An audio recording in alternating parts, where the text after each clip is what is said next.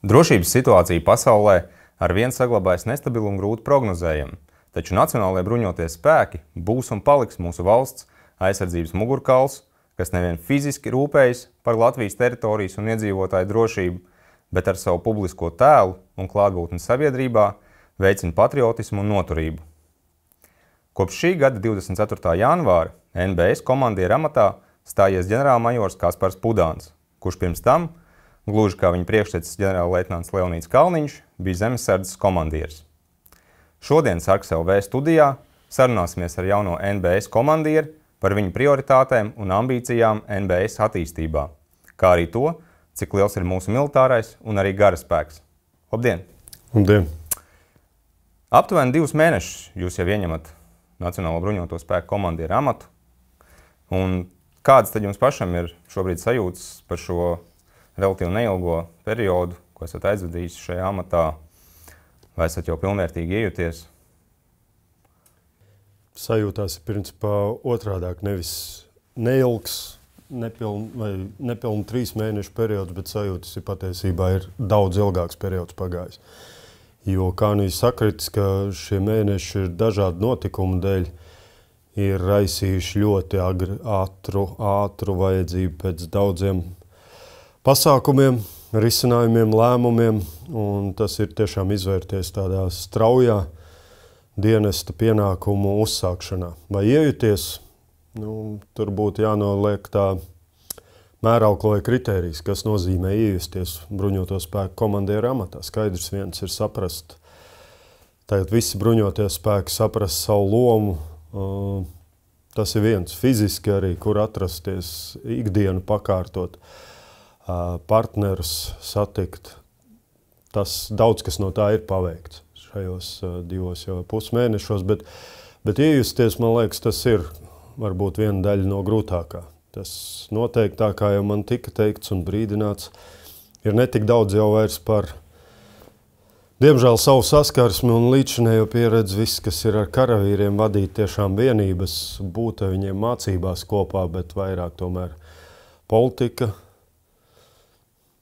klātbūtne, intervijas, mēdī, tas ir vairāk paņēmis arī laiku, vairāk laiku paņēmis arī šobrīd jau pirmajos mēnešos.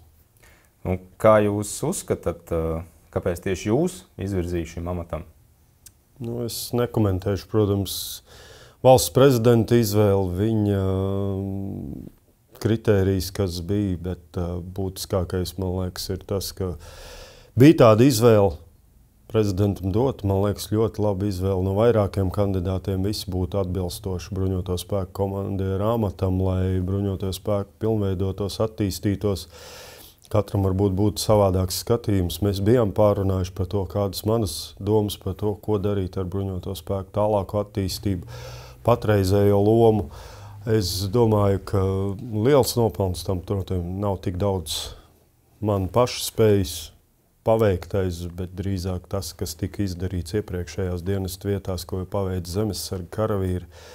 Un tas varbūt ir ļāvis laiku tādu lēmumu, bet tiešām šāds lēmums ir, tomēr bija, un to es arī tagad pildu. Bet, ja atgriežamies pie jūsu iepriekšējām dienesta gaitām, jūs bijāt zemesardzes komandieris, pirms tam jūs bijāt zemesardzes 1. Rīgas brigādes komandieris. Ko jūs varbūt šajā brīdī atskatoties uz to laiku periodu, ko jūs pavadījāt tieši kā zemesardzes komandieru amatā, ko jūs varbūt uzskatāt kā savus lielākos sasniegumus, ko jums izdevās tā kā zemesardzes attīstībā paveikt? Pirmkārt, tie nav mani sasniegumi, bet karavīru un zemesargu paveiktais ar viņu entuziasmu, iniciatīvu, paveikt vairākus uzdevumus, kas tika doti un dažreiz pašnākt ar savu priekšlikumu, kā mēs varētu labāk organizēt zemesardzes virzību, dienesta gaitu, spēju attīstību.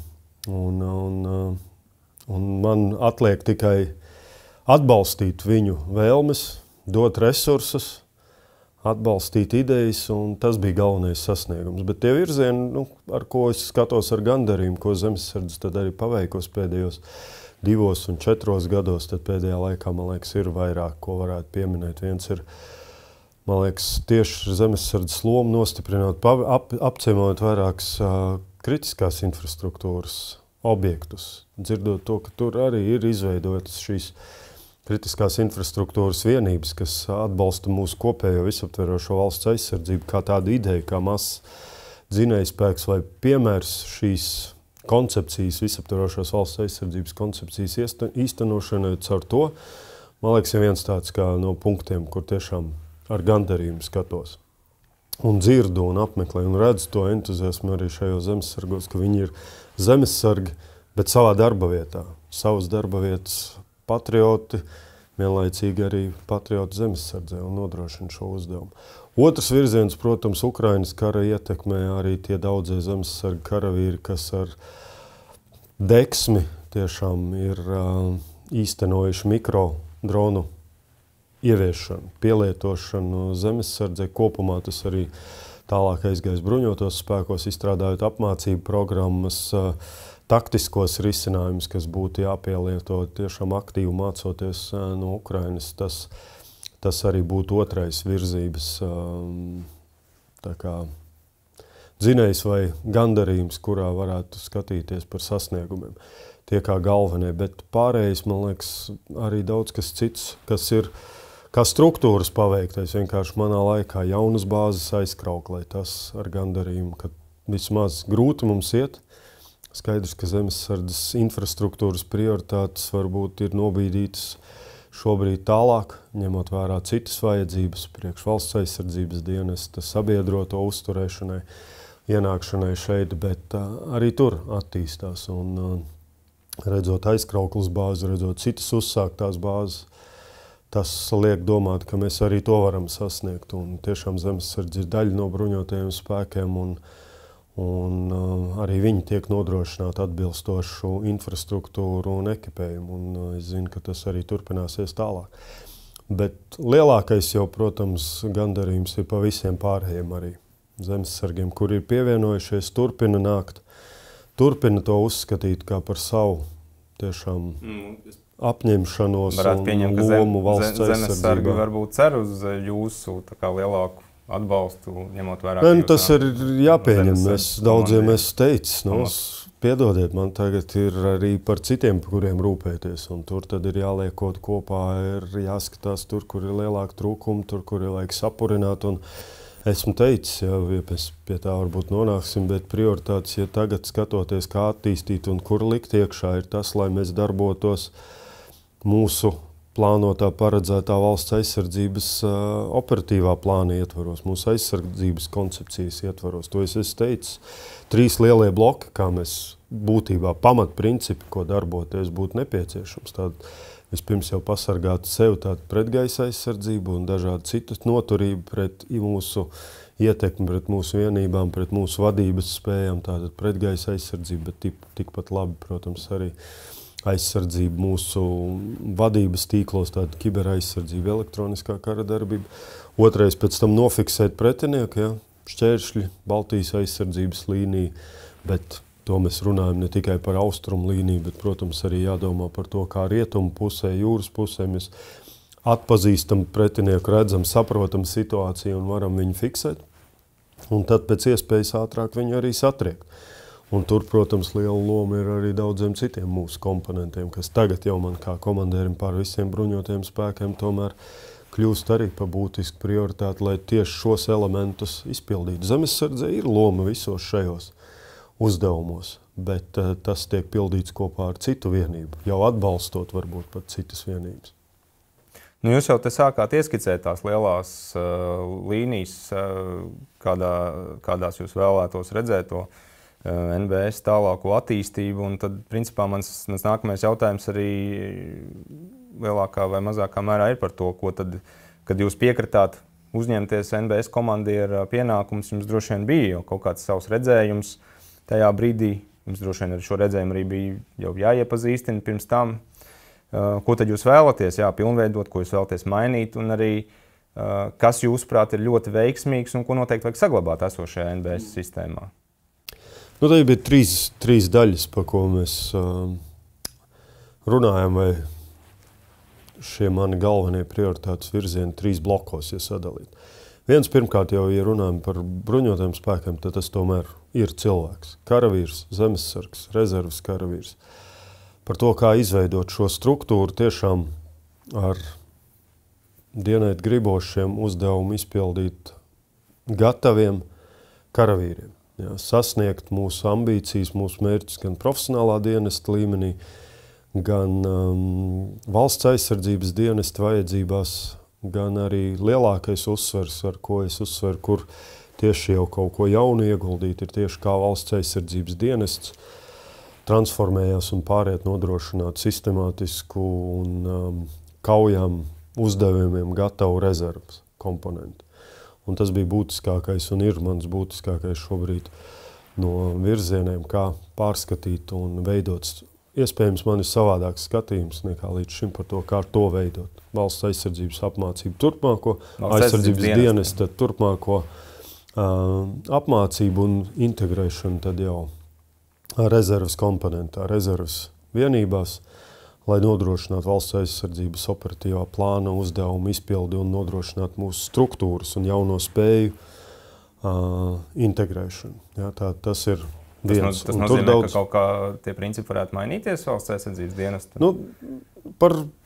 Mums skaidrs, ka pirmie mēneši ir pirmie gadi, pirmie 3 iesaukumi ir savādāki. Tie ir iesaukumi vienībās, kas ir vienības jau esošas. Tad tie ir vieni principi. Mēs runājam par nākamo valsts aizsardzības dienestu paplašināšanu, kas būs jau jaunās vienībās. Jaunās struktūra vienībās, kuras mums ir jāizveido, bet jāizveido tā, lai viņas atbilst tam, ko mēs ar viņām gribam darīt. Un mēs gribam darīt ar viņām veidot rezerves apakšvienības, lai tās stiprinātu mūsu jau esošo struktūru, nodrošinātu viņu kaujas spējas. Un kopumā visā personāla komponentā runājot, protams, ir daudz svarīgie principi, kas nodrošinātu. Gan saglabāt esošās garantijas, kas ir sociālās garantijas mūsu karavīriem, lai viņi varētu justies droši par to, ka lai arī kas ar viņiem varētu notikt un kas arī viņus sagaida priekšā, tad viņi varēs parūpēties par savu ģimeni. Otrs, nodrošināt, ka viņiem ir kvalitatīva un aizraujoša un atbilstoša uzdevumiem apmācība, ja, modernām vajadzībām, šī brīža vajadzībām atbilstoša apmācība un vienlaicīgi, protams, arī dienesta apstākļi. Ja, gan apmācību laikā, gan ikdienas uzdevumu izpildes laikā, tad infrastruktūra šeit ir tā virzība. Savukārt no komandieriem, kas tieši prasīts, ja, bez tā, ka, protams, viņiem ir liela loma šīs apmācības nodrošināšanā un karavību vadībā, protams, ka ir taisnīga attieksme pret visiem, godīga, tiešām cieņpilna attieksme savā starpā, starp komandieriem, karavīriem, zemesargiem. Man liekas, tas būtiskākais princips, kā var uzlabot mūsu iekšējo kultūru, vēlmi tiešām būt daļai no šīs struktūras, daļai no bruņotajiem spēkiem un būt ne tikai individuāli lepnam par to, ka tu esi tas, bet būt kā kolektīvam lepnam par to, ka mēs katrs esam daļa no tā. Tad tas ir viens virziens. Otrs virziens tad jau ir militārās spējas paši, tad, kad mums ir šie karavīri. Šeit, protams, nav tik daudz liela izmaiņa. Un tas nebūtu arī prātīgi. Pats caur saviem 30 gadiem esmu redzējis bieži vien, kad līdz galam nenovestas reformas izmaiņas tiek veiktas. Jā, ir pamatojumi, citreiz to ietekmē finansējums pieejamais vai vairāk nepieejamais, kā bija vairākus gadus atpakaļ, kad attīstības plāni ir jāpārskata, struktūra ir jāpārskata, bet tas ļoti ietekmē karavīru motivēšanu, rada frustrāciju, nesapratni par to, kas sagaida viņus tālāk. Man liekas, tagad mēs esam otrā virzienā. Mums nav riska tik liela kā iepriekš par to, ka mums kādi projekti ir jāaptur. Tagad mums ir taisni jāizmanto šis sabiedrības un valdības uzticība dotais finansējums aizsardzības sektoram, lai šīs spējas, kas mums beidzot būs iespējams izveidot, arī patiešām izveidot. Attīstības plāni mums ir apstiprināti. Esmu teicis, ka pilnīgi piekrīt tam, kas tur ir likts iekšā. Pats arī esmu strādājis no zemesardzes puses par to, kāda tāda ir attīstība vairākos virzienos, kas skar ne tikai zemesardzi, bet kopumā bruņotos spēkus. Un es teiktu, ka tur viss arī atbilst tam, kas mums ir nepieciešams, lai mēs, tā kā mēs redzam savu valsti aizsargāt ar kādiem principiem un kādiem spēkiem, To arī veicam. Tās vienīgās izmaiņas, ja mums tiek piešķirts papildus atbalsts finansējums, tad šīs spējas vairākās virzienos ir vajag vairāk. Pieminētā pretgaisa aizsardzība, lai mēs varam nodrošināt ne tikai savu tiešām aizsardzību tuvās distancēs. Mums jau ir līgumi un ejam uz to, lai pastiprinātu arī mūsu spējas jau vidējā attāluma pretgaisa aizsardzību. Bet tas mums dos iespēju ne tikai garantēt, ka mēs paši bruņoto spēku aizsardzību, savu izdzīvot spēju nodrošinam, bet arī kritisko infrastruktūru, gan arī daudz citus punktus jau varētu noklāt. Pilnīgi skaidrs, ka tas nenosedz pilnu drošību visai mūsu 63,000 kvadrātmetru un vēl jūras teritorijām iekšā, bet skaidrs, ka tur, kur tas būs nepieciešams, jau daudz ticamāk būs iespēja kara gadījumā. Uzsvēršu kara gadījumā nodrošināt šādu pretgaisa aizsardzību. Ugunsjauda trešā mana joma bija, kas bija pie operacionālā koncepcijas vingrinājuma, tad tur ir daudz vairāk, kas ir nepieciešams, lai pretinieku dziļāk un spēcīgāk ietekmētu. Raķešu artilērija. Raķešu artilērija, kas jau ir piegādes procesos un tiek nodrošināta, bet to mums ir nepieciešams vairāk. Lielākus krājumus, arī cita tipa, šobrīd tiek runāts arī par mūsu jau esošās artilērijas atjaunošanu, tāpēc runājam par riteņu artilērijas papildus bateriju iegādēm. Tā šie procesi notiek, jā, tā kā šajos virzienos tās izvirzītās prioritātes, izvirzītie mērķi arī paliek joprojām.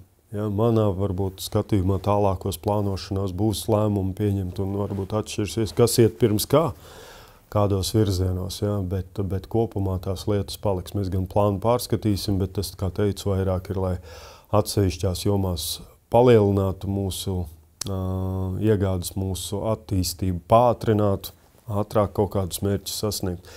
Bet tas viss būs atkarīgs no papildus piešķirtā finansējuma.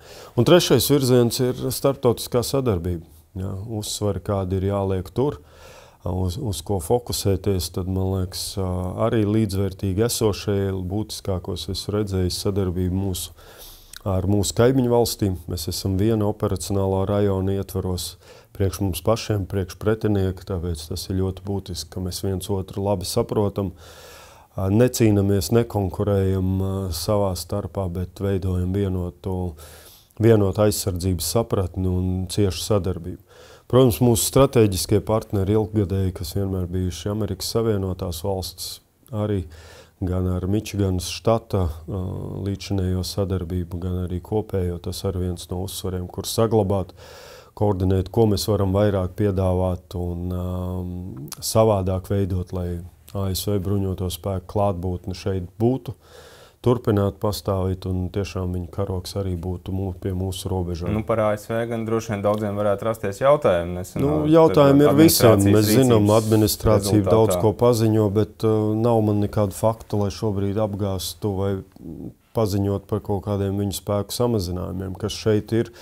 Balstās uz viņu klātbūtni. Es izslēgt nevaru pilnībā, ja, bet vismaz sarunās ar viņu militāriem pārstāvjiem, komandieriem. Viņi pilnīgi labi saprot, ko nozīmē viņu kontinenta Homeland Defense šādā izpratnē, kur viņi sākas. Viņi sākas Eiropā, viņi sākas pie mūsu robežām, un to viņi saprot. Katrs no viņiem daudz labprātāk domāja arī tāpat kā mēs. Savu valsti aizsargāt jau daudz tālāk dziļumā. Mums, diemžēl, tas ir jādara uz mūsu robežām, jo mums geogrāfija to paģēra, ka mēs tā savu aizsardzību veidosim. Tagad nav šobrīd citu šaubu un bažu. Skaidrs Kanāda, bet arī daudz citas Baltijas valstu ietvaros valstis, kuras ir kā prioritātes, un tāpēc tas bija viens no mērķiem pirmajos mēnešos pēc iespējas vairāk šo valstu komandierus, dažādas vienības iepazīt, satikt, izklāstīt mūsu skatījumu par mūsu sadarbības vajadzībām un atbalsta vajadzībām, kur es nerunāju tikai par atbalstu viņiem mums, bet arī mēs jau varam sniegt savas zināšanas, savu pieredzi gan ASV bruņotiem spēkiem, gan arī visiem citiem partneriem šeit uz robežas. Man liekas, šeit arī zinām soļi un pārliecība ar vien lielākai parādīsies. Mēs redzam ar vien jaunas valstis, esot daļa no mūsu starptautiskajām vienībām šeit.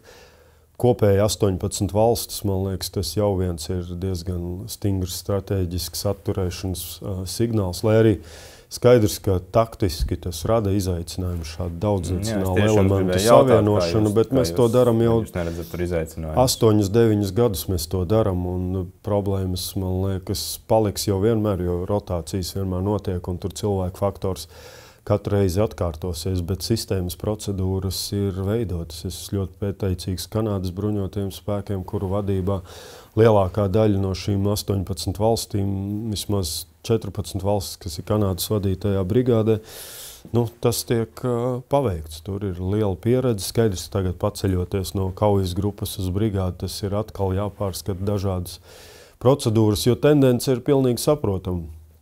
Valstīm, es domāju, mēs būtu līdzīgi, kad, ja tev ir kaut kāda īpaša spējas, iespējas, kaut kādas elementi, kurus tomēr gribās paturēt savā nacionālā atbildībā, uzraudzīt, kā viņi pielietos, kā tiks izmantots, un grūti pieņemt to, ka atdot kaut kur tādām kopējām vajadzībām, bet beigās jau viss tāpat nonāk līdz atzinumam, ka tā viena glābšanas mašīna daudz noderīgāk ir, ka viņi tev palīdz visām vienībām, jo līdz ar to arī tu varēsi dabūt atpakaļ kaut ko citu, no kādas citas spējas, kur tev nav jāvelk pašam ar lielām izmaksām, jānodrošina viņas pārdislocēšanu uz Latviju, bet tu vari saņemt šo pašu atbalsta nodrošinājumu no kādas citas valsts.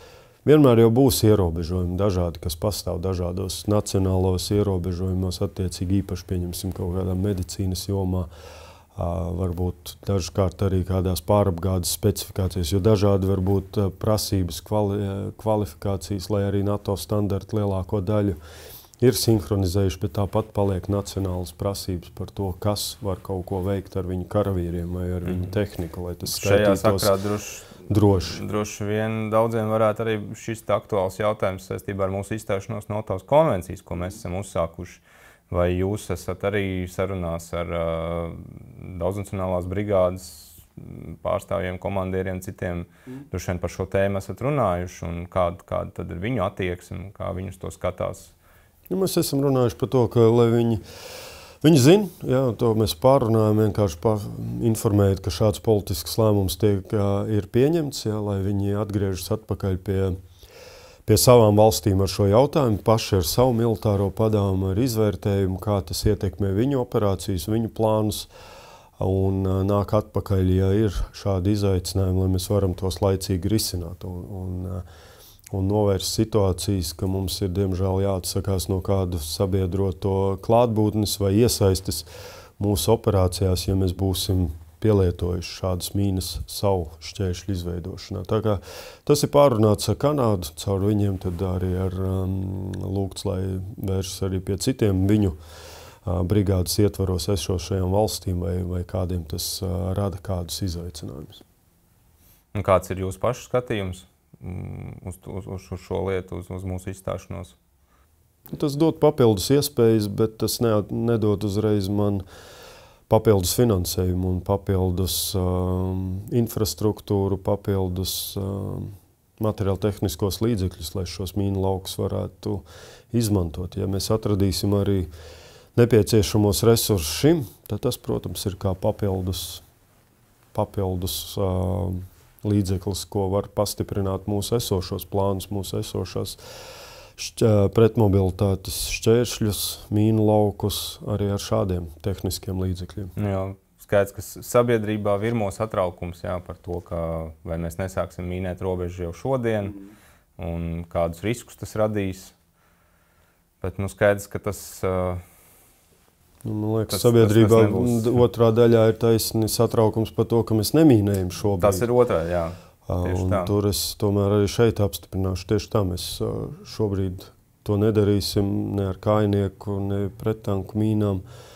Un tas tiks balstīts uz atsevišķi pieņemtiem lēmumiem, kuri balstīsies savukārt uz izlūkošanas sniegtajiem indikatoriem par to, ko plāno pretinieka karaspēks veikt. Un tie mums procedūras ir izstrādātas par to, kādu lēmumu, kuros brīžos ir jāpieņem.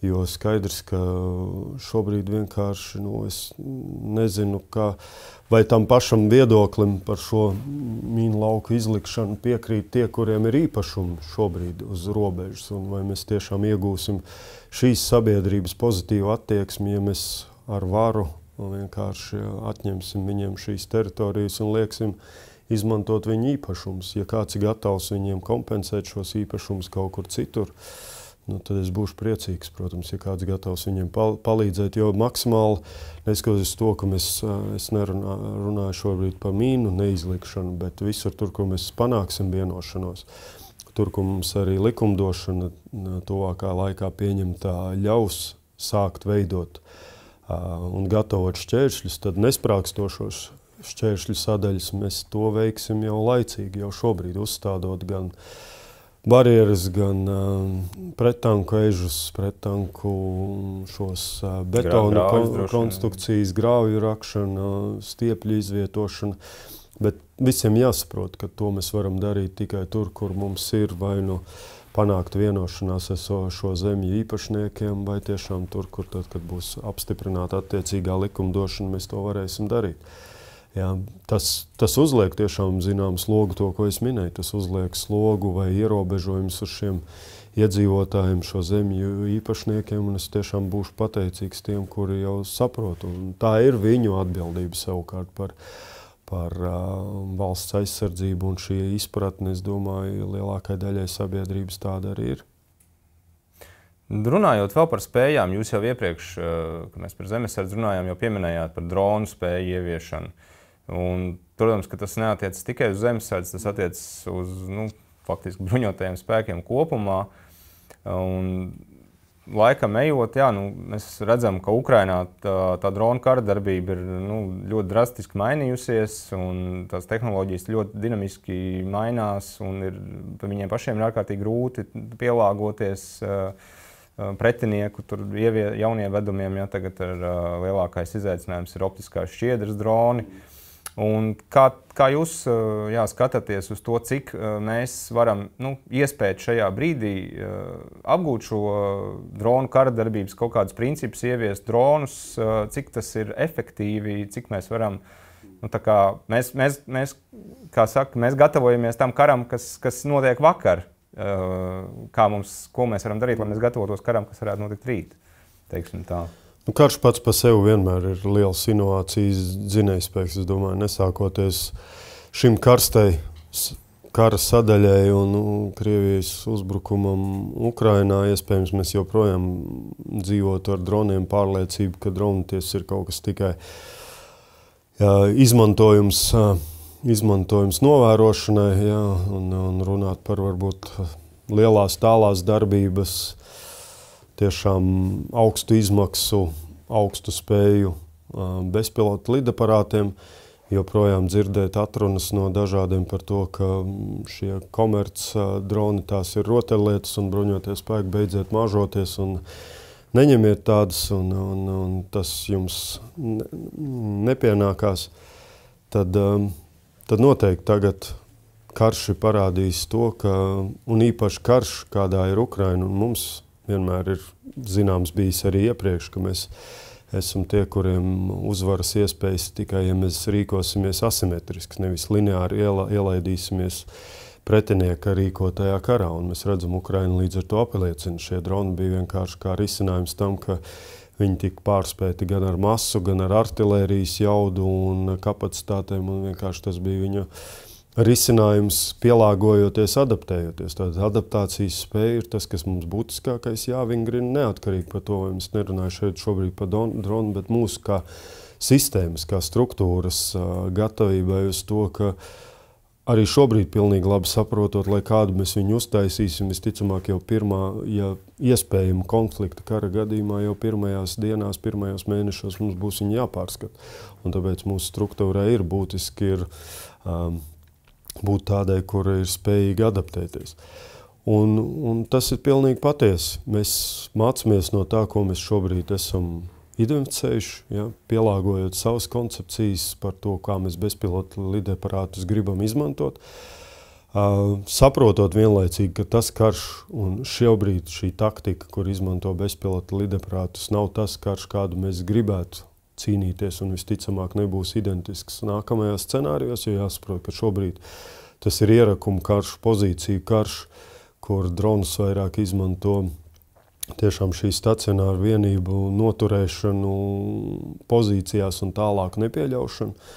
Mums jāskatās, kā drona tehnoloģijas varētu atbalstīt mūsu manevra cīņā, manevra kaujā, kāda īstenībā Ukrainā bija redzama pirmajos mēnešos, ja, kad to vēl, un Ukraina bija sekmīga tiešām daudz kur Krievijas kolonu apturēšanā, un iedomājamies, ja viņi tobrīd jau būtu ar šādām pašām dronu spējām bijuši, cik tad jau būtu sekmīga šī pretstāvēšana pirmajos uzbrukuma mēnešos.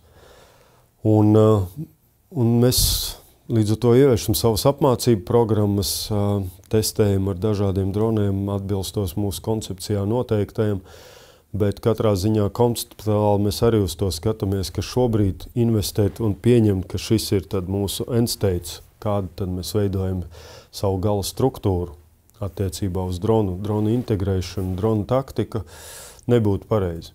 Jo tas, kamēr ir aktīvā kara darbība, šī inovācija arī turpinās tālāk virzīties. Man liekas, tas punkts, kad mēs varam uzlikt arī sev punktu par to, ka tagad varam pieņemt, ka šis ir tad, no kura tad mācamies un veidojam jau stabilāku savu struktūru, stabilākas iegādes plānus, uzkrājumus, ir tajā brīdī, kad apstājas aktīvā kara darbība.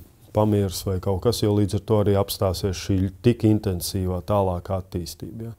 Bet tas nenozīmē, ka mēs gaidīsim šo, kas apstājās. Mēs ņemam tagad patstāvīgi, konstanti tās atziņas, jā, visticamāk tikko pat apstiprinātā pagājušā gada apmācību programma jau atkal ir jāpārskata. Jā. Esam lūguši arī mūsu industrijai, vai viņi arī mums var piegādāt kādus dronus, kas vadāmi ar spoli.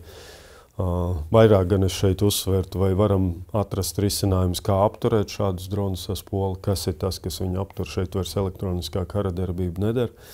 Nākat ar priekšlikumiem, piedāvājumiem, ko var redzēt, bet tas neizslēdz to, ka tieši tāpēc mēs tagad to gribam ieviest kā karstāko priekšnosacījumu, bet tas neizslēdz pusgada būs atrasts ļoti efektīvs risinājums pret to, un tas būs atkal vairs īsti neliederīgs varbūt, vai neefektīvs līdzeklis, un būs kāda cita veida vadāmās sistēmas. Bet, protams, autonomās sistēmas nerunāja tikai par gaisā kustīgām objektiem, bet arī to, kā sauszemē un jūrā viņi var aizstāt tās spējas, kas ir, nodrošināt papildus lielāku efektivitāti, autonomiju vai varbūt reaģēšanas spēju ātrumā vai efektā. Jā, tad droši vien nākamā lieta, par ko es varētu jautāt, ir par kājnieku taktiku, jo arī par to ir gana daudz dzirdēts, ka cik mēs par to domājam, cik mēs veiksmīgi mēģinam kaut ko pārņemt no Ukrainas karavīru pieredzes un arī cik lielā mērā mums tas ir nepieciešams. Ja jūs sakat, jā, mēs visdrīzāk orientējamies uz to, ka mums tā karadarbība būs citādāka, vai mums, cik lielā mērā mums ir jādomā par to, ka viņi karo šobrīd apstākļos, kur tie droni viņiem spieto visapkārt, un viņiem, protams, tas ir izdzīvošanas jautājums, vistīrākais, kā pielāgoties, kā no viņiem pasargāt sevi. Cik lielā mērā mums par to ir jādomā, jāpielāgojas šajā brīdī? Nevelti mums visās jomās, un tas tāpēc nav tikai viens virziens, bet visās jomās, dažādās funkcionālās jomās mūsu karavīri eksperti brauc uz Ukrainu un gūst tiešām dzīvu pieredzi, kas būtu izmantojami. Bet vienlaicīgi arī saprotot, ko mēs nedarītu, ko mēs negribam tā darīt. Bet skaidrs, jūs pieminētie tieši ir virzieni. Tātad pasīvā pašaizsardzība, pretgaisa aizsardzība, pasīvā, ko tu kā individuāls karavīrs, kā mēs viņam varam palīdzēt ar papildus varbūt kādām tehnoloģijām, materiāli tehniskiem līdzekļiem vai drīzāk rīcību. Jā, kā pasargāt vienības, kā pasargāt sevi individuāli pret šādiem uzbrukumiem. Kara laika apstākļu militārās medicīnas palīdzības sniegšana, kā efektīvāk to organizēt, kā sniegt, vai mūsu apmācība tam ir atbilstoša vai kaut kā jāpapildina klāt. Bet pašā taktikā, saku, tas varbūt nav gluži tas, kur mēs šobrīd redzam, kā Krievija, protams, karo ar mazu taktiku, mazu vienību taktiku. šaubos, vai tas ir viņu mērķis tādā veidā uzsākt kara darbību pret mums, integrējot, iesākot ar atsevišķu cilvēku uzbrukumu, jo tas nesniegs to, ko viņi vēlētos sasniegt, ātra mērķa sasniegšanu. Jo arī šī taktika šobrīd viņiem nesko pāris metrus. Protams, viņiem tie zaudējumi ir un tikai zaudējums. Ja viņi uzsāktu jaunu fronti, tad tie mērķi, protams, būtu joprojām sasniegt galvaspilsētu, sasniegt kritisko infrastruktūru pēc iespējas ātrāk. Tā kā viņiem būs jāpārskata savu taktiku, un tāpēc mums jāparedz, kas varētu būt šie tālākie viņu risinājumi. Bet man liekas, būtiskākā atziņa no Ukrainas mūsu karavīru sagatavošanas pārskatīšanā ir psiholoģiskā gatavība. Ja mēs varbūt daudz runājam par mūsu sabiedrības psiholoģisko noturību, gatavību šādiem kara draudiem, briesmām, mežonībām, bet jāatcerās arī karavīriem par to. Šis nav karš gluži, kur mēs esam daudz pieredzējuši starptautiskās operācijās, ja, un daudziem ir individuāli vai kā vienība pieredze, bet šis tiešām ir daudz brutālāks, daudz briesmīgāks karš, kas arī var ietekmēt karavīrus uzdevumu izpildē. Un šeit, man liekas, ļoti būtiska loma mūsu instruktoriem un šīs pieredzes pārņemšana tieši kā sagatavot šajā virzienā karavīram, kurš tur jau tas stāsts ir par to pretinieku, kuram nav vispār nekādu neētisku, nekādu par to jau es runāju, ka tas ir viens nav ētisks norma, kas, protams, varētu teikt, ka arī iepriekš mums tādi bija, varbūt nemiernieki, ar kuriem arī šādi varēja līdzīgs notikt, bet šeit jau vairāk par to ieročiem, ugunsjaudu, kas ir viņu rīcībā, kuru viņi nežēlos un nefiltrēs un pielietos ļoti lielos apjomos un, protams, pēc tam nonākot jau tālākā saskarsmē, protams, arī būs nežēlīgi, jo viņi tā ir vingrināti, viņiem arī pašiem nav kur atkāpties un ir jāsasniedz savu mērķi, un tāpēc šeit skaidrs, ka tas ir būtiskāks, tiešām būtiski katram iziet cauri un pārliecināties, kāda mana būtu personīgā gatavība, vai man nepieciešams tomēr vairāk to apsvērt. Un tiešām mums kā tādiem nav, protams, pārbaudāms, nenonākot tādā situācijā, kāds ir karš, pārliecināties par to, kā katrs no mums varētu rīkoties, sprākstot lādiņiem blakus vai ejot bojā mūsu cīņu biedriem, vienības biedriem, bet jāsaprot, jāatrod tie veidi, kā maksimāli to vingrinot, sagatavot tam, ka tas ir nenovēršams, ja karš sākās, ka šādi zaudējumi būs. Jā, ja jau mēs sākām par to runāt, par karavīru gatavošanu, tad varētu pāriet pie jautājuma, ko es biju taupījis uz beigām, bet tieši par NBS karavīru tēlu. Un tēlu gan sabiedrībā, gan arī droši vien varbūt iekšējā kopienā NBS dažādi redzētie pieejami, kā karavīrus mēģina prezentēt sabiedrībā, un ir arī dzirdēti viedokļi, ka brīžiem mēs mēģinām to karavīru un armijas vidi kā tādu padarīt tādu vairāk draudzīgāku, tādu pieņemošāku, iekļaujošāku. Tajā pašā laikā mēs saprotam, ka pretinieks ir nežēlīgs, brutāls un karš būs brutāls, ja tāds būs. Un, vai jūsuprāt, kā tad vajadzētu uz ko virzīties? Vairāk rādīt to karavīru, ka viņš ir radīt pašiem tiem karavīriem vairāk to agresiju, vairāk to sajūtu par to, ka viņi tomēr ir tie, kas aizstāvot savu zemi, savas vērtības, tomēr nogalina, vai tomēr mēģināt to karavīru tēlu padarīt tādu vairāk draudzīgāku, vairāk tādu, nezinu, kā lai pasaka, tādu sabiedrībai varbūt tādu patīkamāku. Skaidrs, ka pirmkārt jau tam karavīru tēlam vai sapratnē ir jābūt par to, ka karavīrs ir daļa no tās pašas sabiedrības. Pirmkārt saprast, ka mēs neesam kaut kas ārpus radušies no kaut kurienes citurienes, nopirkti, izveidot, saražot. Nē, karavīri ir tie paši mūsu iedzīvotāji. Un skaidrs, ka mums jābūt atvērtiem ar domu par to, ka mēs katru no iedzīvotājiem aicinam arī apsvērt šo lomu un būt pa valsts aizstāv dažādos formātos, ko mēs piedāvājam. Līdz ar to šī viena sadaļa par mūsu ikdienu, par to, kāds ir dienests bruņotajos spēkos, zemesardzē vai rezervē, būs kā daļa no mūsu komunikācijas, lai vairāk stiprinātu mūsu rindas, papildinātu mūsu rindas. Karavīra tēls vienlaicīgi, protams, ir arī būtisks mums no tā aspekta, ka šī sabiedrības atbalsts, caur kuru tad arī veidojas arī mūsu valdības atbalsts, ir būtisks, lai mēs spētu tālāk attīstīties.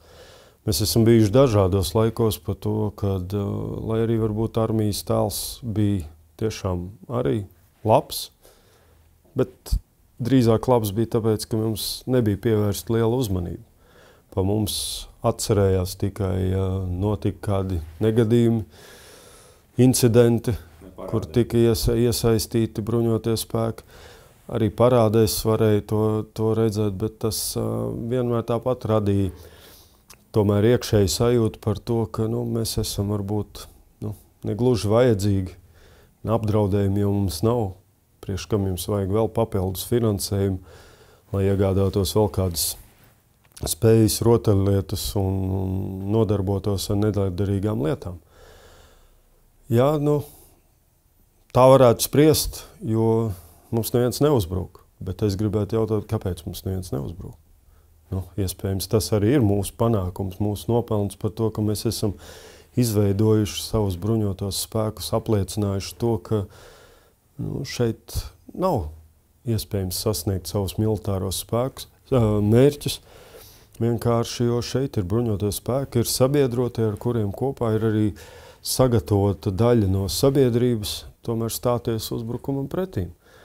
Un tas ir tas, ko mēs esam vienmēr darījuši. Ja? Es saprotu, ka tas var veicināt vairāk vēlmi vai izpratni par to, ka bruņotie spēki ir viņu sasniegumu varētu redzēt tikai tiešām tad, kad tas ir nepieciešams. Ja? Bet man liekas, ka mūsu sasniegums jau ir tas, ka mēs esam nonākuši līdz tam, ka mums nav uzbrukuši.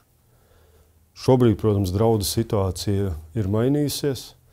Apdraudējumi pastāv vairāk nekā pēdējos, varbūt pirms 10 gadiem. Mēs redzam Krievijas agresiju, bet tas nemaina to, uz ko mēs ejam tālāk. Pirmkārt jau atturēt pretinieku no vēlmes uzbrukt. Tāpēc arī būtisks ir šis tēls arī turpināt tālāk saglabāt. Man liekas, daudz, kur tas pozitīvais tēls par bruņotajiem spēkiem ir arī izveidojies par to, ka mēs bez tā, ka mēs gatavojam sev valsts aizsardzību, to, ko mēs tikko apspriedām, mēs esam arī daudz, kur bijuši iesaistīti dažādu citu uzdevumu izpildē.